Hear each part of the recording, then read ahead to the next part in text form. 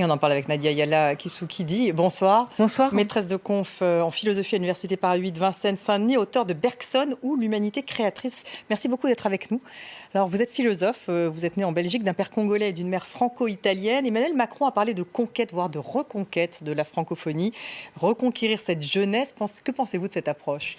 Déjà, je pense qu'on ne peut pas envisager la francophonie indépendamment d'un discours politique. Et la dimension de conquête, elle a toujours été présente dans le projet qu'est la francophonie. Donc rien de nouveau. Rien de nouveau, en fait.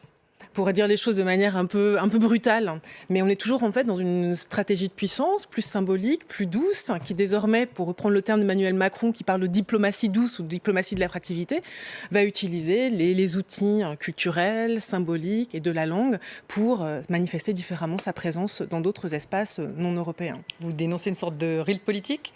Je pense que c'est une réelle politique, effectivement. Je pense qu'il s'agit en tout cas...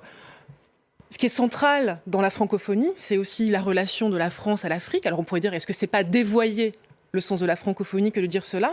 Mais il me semble que dans tous les discours qui sont proposés, l'Afrique est centrale, la relation de la France à l'Afrique est centrale. Et on le sait, et je reprends des analyses du philosophe Souleymane Bachir Diagne, sans l'Afrique, le français reste une langue locale.